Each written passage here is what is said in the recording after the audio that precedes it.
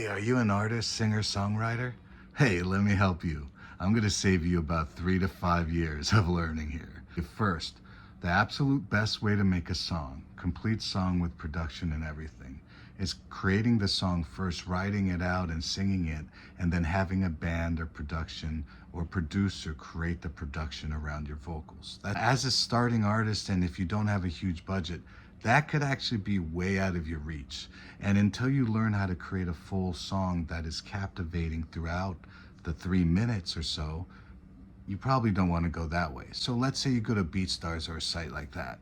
Well, how do you still come up with a competitive song against the mainstream music industry? Beats or productions that are sold on sites like BeatStars often go into 3 categories. The first category, which is the most ideal category for you, is that it's a complete production. Not only does it have beautiful melodies and is very interesting and maybe unique, but it is a full competitive production, what you're up against when you try to submit your songs to playlisters. That is an ideal match because number one, you can write the song, you can record the vocals, and then you can have it mixed and mastered, which limits how much you have to pay out of pocket to get that song out. Because you got to think about it this way.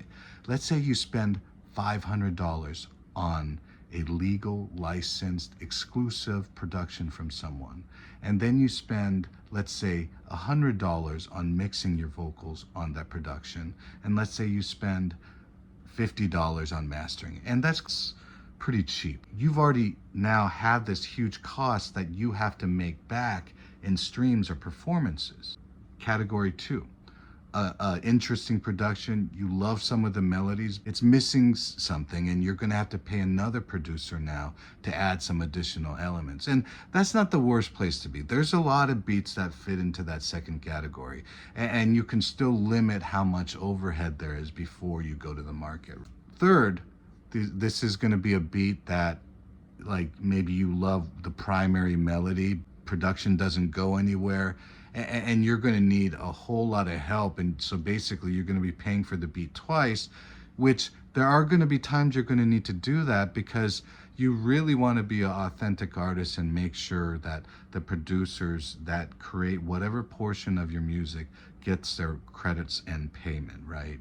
And it's more fair, and long term, everyone's much happier. People are going to want to work with you because you're taking care of them, because that's how humans are.